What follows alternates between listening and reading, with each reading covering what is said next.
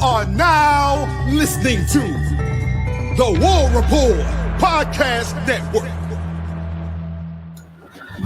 What is up, everybody? Welcome back to the College Loop Podcast. I am Dylan Larck, Yuting on Twitter, here to talk about the latest Auburn athletics news, as well as some Ohio State / Notre Dame news towards the end of the show. And I do know, I pretty much assume everyone watching the Ravens-Bills game, so I'll try not to keep y'all too long away from that game, but the score is currently 7-7 as the Bills just went down the field and got into the end zone by former Vanderbilt Commodore Ray Davis. I believe Ray Davis is the former, because of Raymond Davis. Yeah. You know, NFL. I watch NFL very, very, very rarely. But so today we're going to be talking about Auburn football first as we look at the class 2025, which, you know, Auburn brought in a very good recruiting class, number 6 in the nation. At the highest, this class was at 3, but people decommit, people commit elsewhere, people flipping to Auburn, kept Auburn in the top 10, moving down just 3 spots from where they were at their highest possible point. And Auburn got some dogs in this class that are going to turn into stars very, very soon. And I'm going to spend today kind of going through my top 5 guys that I'm kind of looking at in this recruiting class that I think could turn into starters right away, or kind of playing like the Malik Blockton kind of mentality where he's not a starter, but he is getting actively involved in the rotations and ends up being a star in the making himself, which I foresaw that happening. Moving on. So starting off with my number 5 here, now it's probably be a boring answer, but you know, I'm a special teams guy. I love special teams. So John Allen McGuire is up first on my list of guys who I think could start early on for Auburn. The 5-star punter out of Thompson High School. Auburn is going to be down a punter because, you know, Oscar Chapman is going off. I don't know if he actually got declared for the NFL draft or what. I presume he would try his hand at it. He was a very solid punter during his time at Auburn, but I think with John Allen McGuire coming in, there's a chance you could see him get the starting punter role. Of course, Auburn did bring in a punter in Hudson Cock from Oklahoma State, so you presume he'd get it. But I would not be surprised if John Allen McGuire ended up getting it himself. But yeah, that's my boring one. I love special teams. It's the most important part of any team, really. I mean, you look back at go to the NFL like the early 2000s, the Los Angeles Chargers. Or San Diego Chargers, as they were at the time, they had like a top 5 defense, top 5 offense, but they missed the playoffs because they had number 32 special teams unit in the entire NFL. So, special teams very important. Up next, number 4, I'm looking at Hollis Davidson potentially getting in early for the Tigers. You lose 3 tight ends. You lost Micah Riley to Texas A&M. You lose Grant Hidalgo to the portal. I don't know if he's actually committed somewhere or not. And of course, you lose Valdo to the NFL draft. That leaves an open spot. You bring in Preston Howard out of Maryland, but he's a guy who doesn't have a lot of pass catching experience. Hollis Davidson, out of the 2 guys you gotten in this class, is more of a threat through the air than Ryan Gee is. Ryan Gee is more of the blocker, as Hollis Davidson is the catcher. So I think you're looking at a guy that, you know, if Auburn's wanting to move the ball down the field, you have a 4-star tight end who could do that, 6'5", 238. Dude can get the job done. I think he has the energy. He can play wide receiver if he wanted to at that size. But I think we're looking at tight ends. Auburn's down a few. You don't know what you're getting from Rico Walker. You've seen very, very limited action from Preston Howard. And, of course, Brandon Frazier is still there. But I think when you're looking at pass-catching threats, I think the potential you get with Hollis Davidson could be very impactful for this offense moving forward. So, yeah, I think when you're looking at these freshmen, a tight end is a big position of need. It's going to be a position to watch this team battle about for the entire spring practice session. So yeah, Hollis Davidson definitely number 4 for me. Number 3, going to the defense side of the ball and going to stay there for the remainder of this list.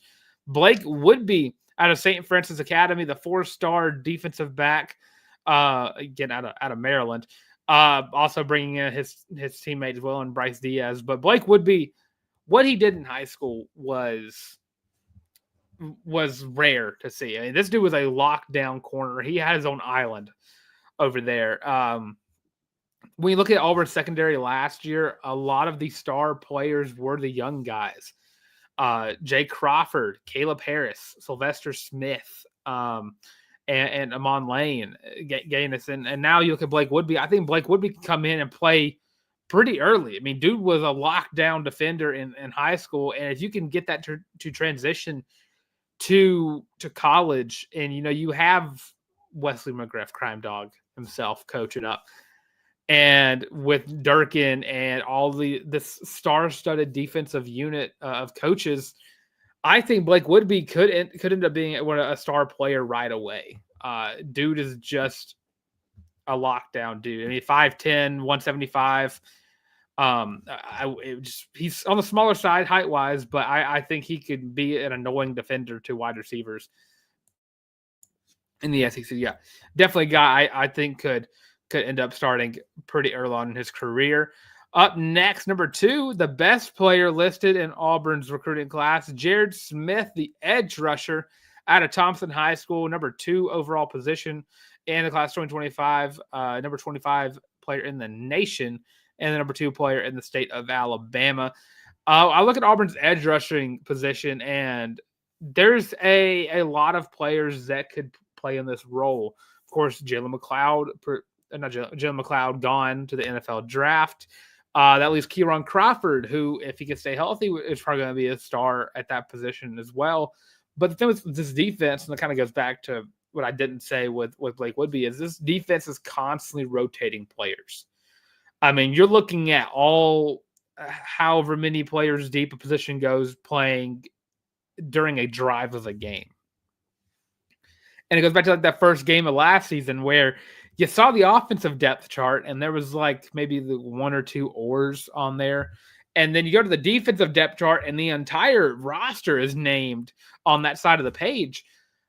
So I'm looking at Jared Smith, and dude's a stud. Dude's an absolute star. He is every bit of that 5 stars that he's gotten from high school analysts.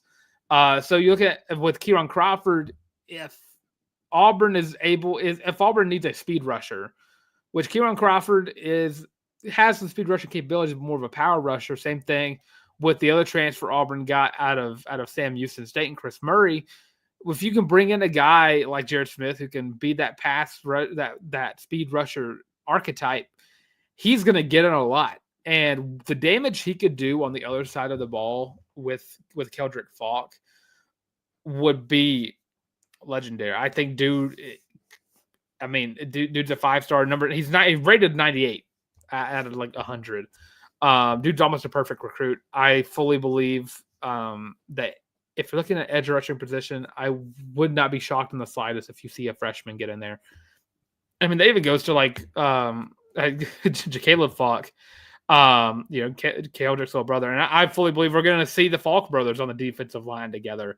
I can't remember exactly if Falk's going to stick as a linebacker, if he's going to move up to edge rusher, but you're going to see constant rotation of guys in this defense next year, as you saw last year. Now, my number 1 guy that I think Auburn is going to see play early, and I mean, this dude could be a starter right away, and that's Malik Autry. I don't think there's been a page that's hyped up the Malik with Malik D-line combo as much as I have.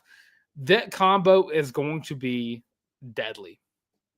I mean, I've already coined it a name. Malik Mayhem is what's going to happen here. Malik Autry is an absolute menace. And he is going to make defenses pay. He's 6'5", 320 pounds, the 98 overall player, number 5 overall player in his position, number 3 overall player in the state of Alabama, right behind Jared Smith and Liam Offord, who went to Oregon, number 31 player nationally. But the film I've seen on Malik Autry, dude is a dog. Dude is a monster. And you pair that with Malik Blockton, who also plays just so ferociously in the trenches. I think these two could form one of the best 1-2 punch defensive line combos the Auburn has seen since 2019. And will that happen in the year one of Malik Autry in the system? I don't know. Excuse me. But I do believe that, you talk about year 2, year 3. I say year 3, it's saying that, Malik Blockton isn't gone for the NFL draft.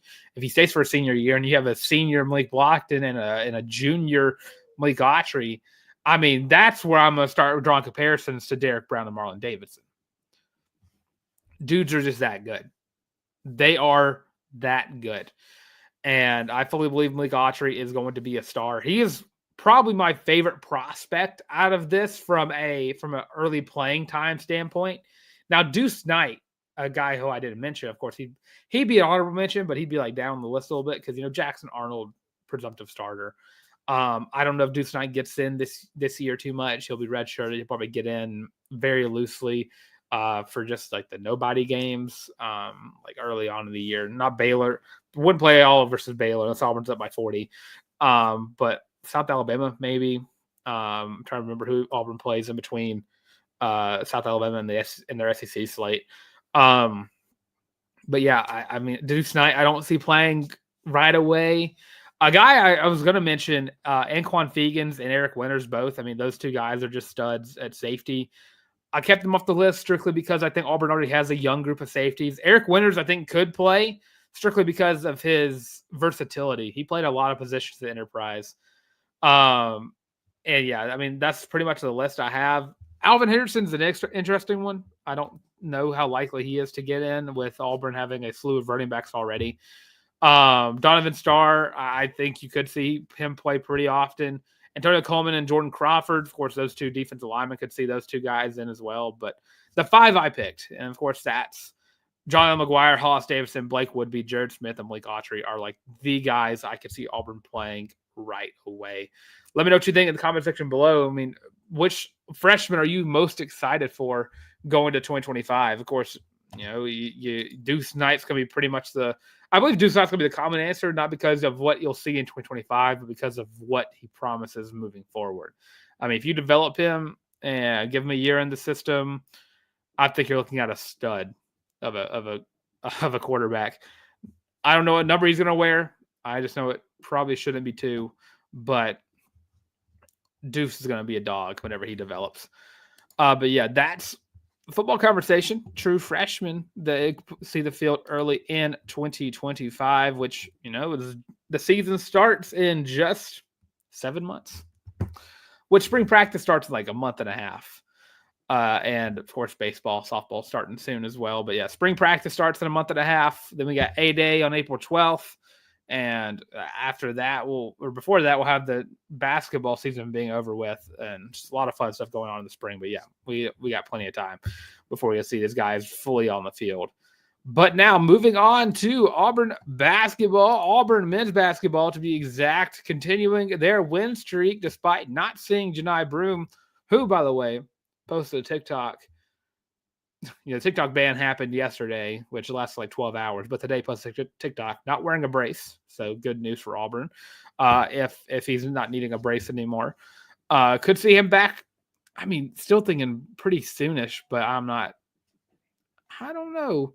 I want Janai back, but I want him to be back ready, like 100% dunking on people. And I mean, we have a week until Auburn plays again against Tennessee. So you got plenty of time to rehab that. You're playing against number 6 Tennessee. Probably won't be number 6 very long. They did lose to Vanderbilt yesterday. But teams that didn't lose, Auburn beats Georgia by the skin of their teeth, 70-68, in a game where you didn't see the best versions of some players. Chaney Johnson only put up 2 points despite playing 35 minutes. But regardless, had himself a block, an assist, and 6 rebounds, helping Auburn out on the defensive side of the ball. Dylan Cardwell had 2 points, had 7 rebounds, 3 assists, 2 steals, and 4 blocks, keeping the trend of Auburn having 4 blockers, a 4 block game out of a player since Chaney Johnson had it last game. Chad Baker-Mazara had 13 points. Denver Jones had 8 points. And Miles Kelly also got himself 13 points as well. But the star attraction of this game is, of course, Tahad Pettiford. 22 minutes, put up 24 points, 5 of 7 from the three-point line, had himself 3 rebounds, 2 assists, and 2 steals. Dude put on an absolute clinic. And, I mean, the thing that always worries people when it comes to freshman players is when are they going to start, when they start looking like a freshman? That's like the worrisome part. Maybe you have like a 5-star guard, 5-star forward, 5-star center going in. You're like, all right, well, you got to get over the early season woes. You got to get over like the freshman mantra, the idea that you are going to play bad. But I mean, knock on wood, you haven't seen it from Todd Pettiford yet. Dude has balled out every single chance he's gotten the opportunity to. He still looks the part. He is still super good. Good feels like an understatement. Dude's great. Dude's a baller. And the fact that I sit here and I'm like, dang, Auburn might not see Tahad Pettiford next year because he might do too much that he might, potentially go to the draft. But I think if Tahad were to stay, I mean, dude, going to next year is looked at as one of the top players in the country. And of course, I mean, it really depends. If Todd Pettiford has more room to grow, height-wise, I don't know if I'm saying player-wise, height-wise, dude would be a number of first-round draft pick next year. But yeah, if he just gets some more weight on him, dude will be a baller in the league. And Auburn will have does Auburn actually have like a true guard in the league right now? I don't think they do. Okoro is a 2-3 guy. Chuma in the G League, but he's more of a 2. But yeah, I don't think Auburn actually has a number 1 guard in the NBA. But yeah, it could be Auburn's ticket to that if you did that in like stuff in 2K. But yeah, great game for Todd Pettiford. Georgia had themselves a great game too. I mean, they've ran it throughout the entirety of the game. At the largest lead Auburn had was 17. That lead got broken up very quickly. I remember I looked down at my phone. I was out with my family. I looked down at my phone and I had the game on, and it was 24-8. And I put my phone in my pocket. It was still on. I just couldn't hear it. And I put my phone back out like 2 minutes later, and the score is like 28-24. And I'm like, okay, what's happening? But yeah, that's how that went down. Georgia almost out rebounded Auburn. Auburn got the edge by 1 rebound, 39-38. Georgia would pass the ball a little better, 8 rebounds. Auburn forced turnovers, 9 steals. Got 5. Each team got 5 blocks. Fast break points, pretty similar, 9-7 in Auburn's favor. Points in the paint. This is where the loss of Janai Broome really hurts. Georgia had 34 points inside the paint. Auburn had 24. And then, of course, I mean, you're looking at shooting wise, Georgia shot the ball better than Auburn by percentage, but Auburn shot the ball better from the 3-point line and from the free throw line as well. But Georgia had themselves a great game. Asa Newell had 16 points. You held Demery to 8 points. But yeah, Tyron Lawrence had himself 12 points. Blue Kane had 12 points. It's a great game from Georgia. This was a trap game for Auburn in every sense of the word. This was one of those games where you look at Auburn's schedule, you're worried. You were worried. And Auburn got it done and should go another week as the number 1 team in the country. If not, something's rigged. Something's rigged. But yeah, up next, of course, is number 6 Tennessee. We'll be previewing that on the Thursday show because Auburn's got to wait a week to play. So yeah, super excited for that game. That game is going to be College game day as well. Auburn currently projected to win that game. I mean, Auburn's been playing great. Again, Vanderbilt was able to storm the court yesterday versus Tennessee, getting the 76-75 win over the Volunteers. And somehow Zakai Ziegler is still in college basketball. I didn't know that. Dude, how is he? He's still he's only played 4 years. That's crazy. I thought Zakai Ziegler's been in the league for like 40 years. He's like the guy from Florida a few years back. But yeah, it's going to be a super tough game for Auburn. I mean, hopefully you get Janai Broome back. He's not in a brace, but I mean, I think Auburn can still get it done without Janai. They've proven that they can do some damage without Janai, but Janai does help. He helps a lot. So yeah, shout out Auburn, still being best team in the country. But yes, moving on. We're going to go a quick little break before we talk about women's basketball. We'll get to the back half of the show. Point check here. Currently, the Ravens are driving down the field. It's still 7-7. Lamar Jackson doing Lamar Jackson things, leading the team in rushing. And being an MVP. Lamar Jackson's the MVP of the NFL. But yeah, quick little break. Other side of this break, we're talking about some women's basketball and then talking about some Auburn Gymnastics before we round out the show, talking about the national championship tomorrow. So stay tuned and we will be right back. Are you tired of having to rummage through just clothes after clothes after clothes looking for something to wear? Are you tired of your friends making fun of you for your terrible fashion sense? Well, do we have the shirt for you? Go to thewarreport.com, get your laptop out and do it right now. Go to the shop and get your very own Feelin' Loopy t-shirt as well as your college loop hat, and you can get both of them for only $25 each. Plus shipping and handling, of course. But with that, now back to your regular scheduled program. And of course, it's available on thewarreport.com. Go to the shop. Second page is where you'll find the college loop hat, Feelin' Loopy t-shirt. $25 each, $50 altogether. That's going to be items you can wear it your entire life. If you want to try to get it before Valentine's Day, be a nice little gift to get your significant other.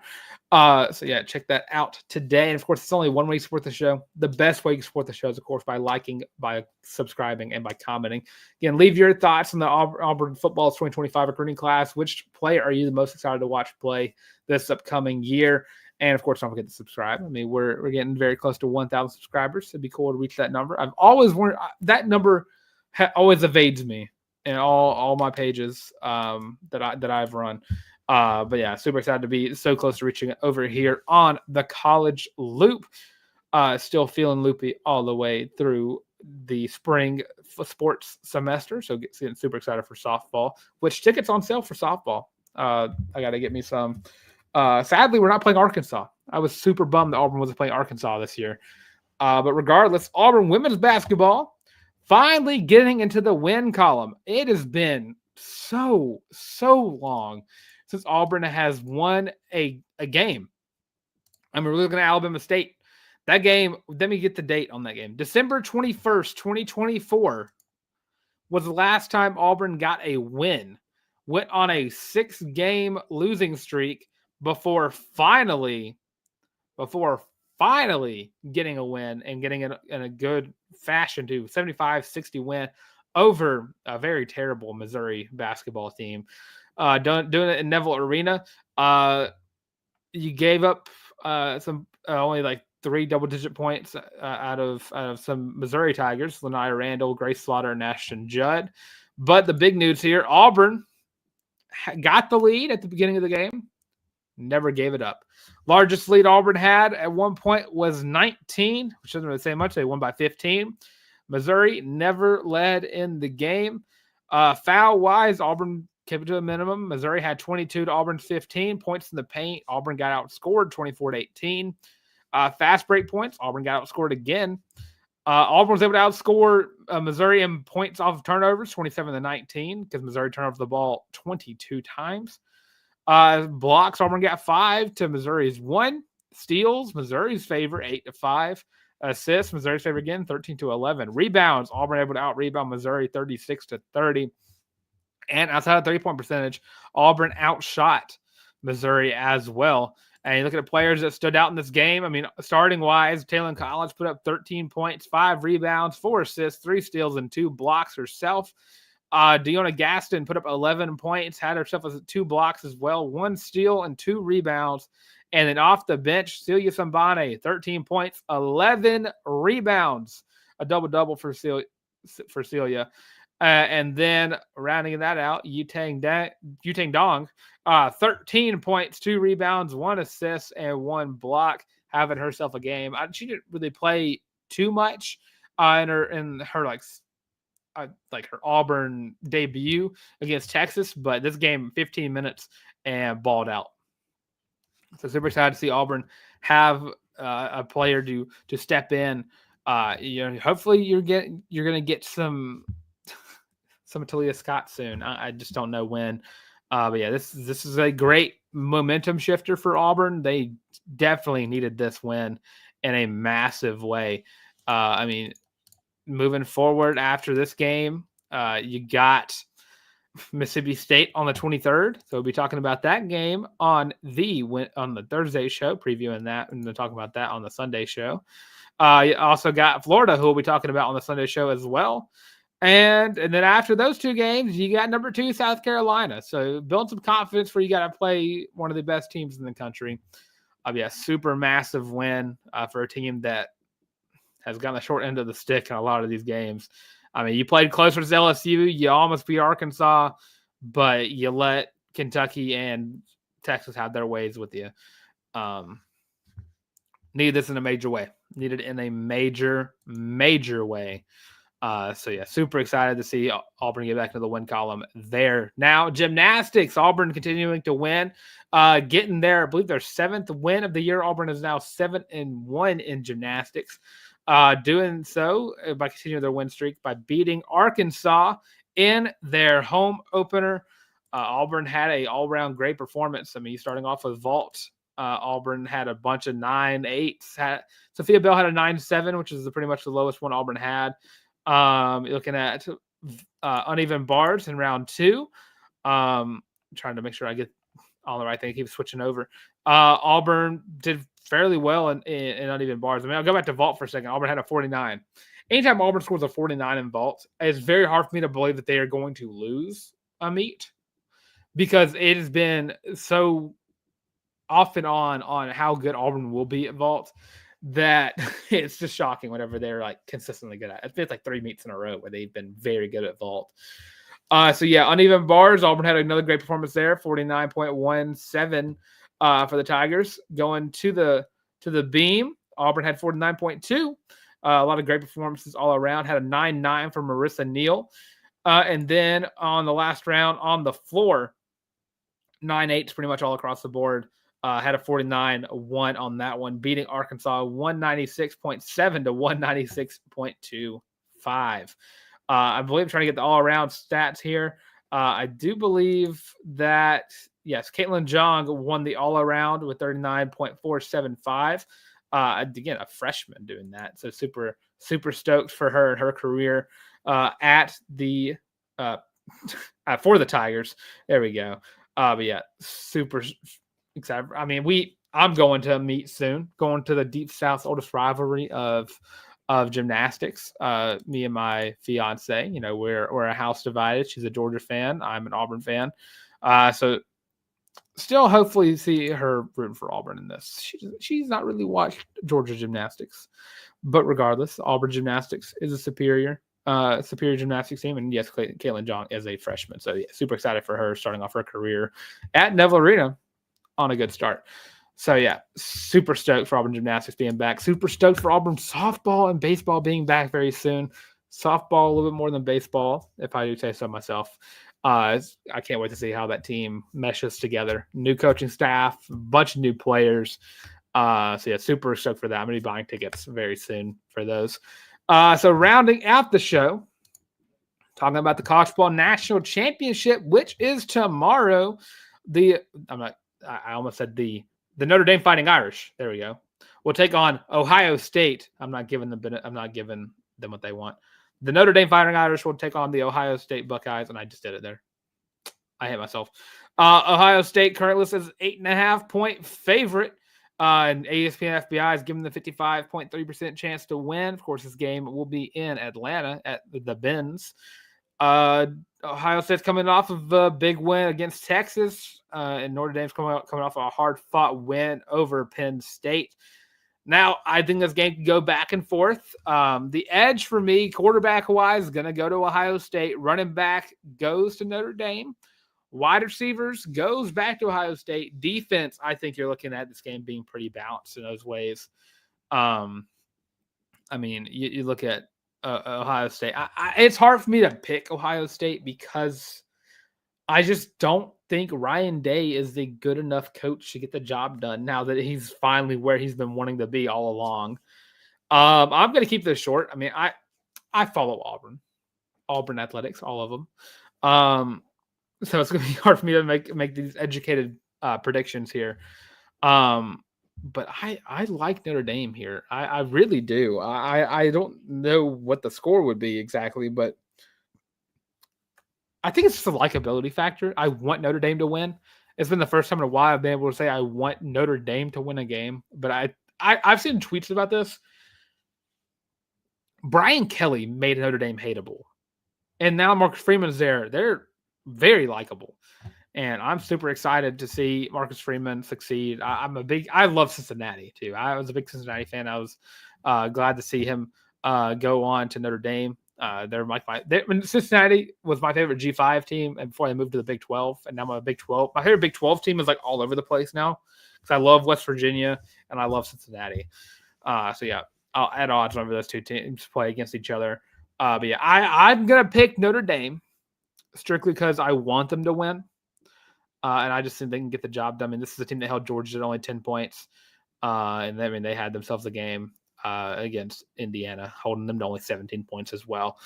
But regardless, this game is either going to be a low scoring affair or it's going to be a shootout. It's going to be one of the two.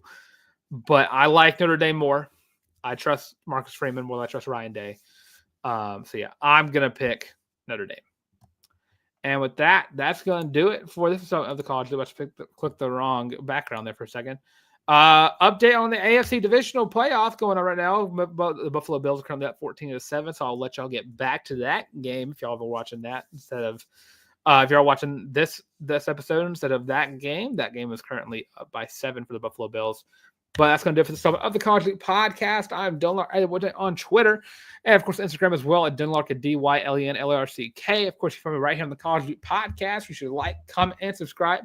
Again, leave your pick for who you think is going to be the best freshman out of this class 2025, or who's going to be the most likely to play. Who are you most excited to watch play in 2025? Let that be the answer down below. And, of course, don't forget to subscribe as well. We're getting so close to 1,000. Want to reach that very soon. Be super excited. Might do a giveaway if we hit 1,000. So super stoked about that. And don't forget to check us out on the audio version of the show as well on Spotify Podcast, Google Podcasts, Amazon Music, all social media platforms, Instagram, Facebook, Twitter. I guess TikTok is back. So TikTok on that list as well. All those beautiful social media platforms we are on at the College Loop. Check us out over there. And of course, with all that being said, stay tuned for the Tuesday show. And, of course, with all that being said, thanks for watching some of the College League podcast. And, as always, War Eagle.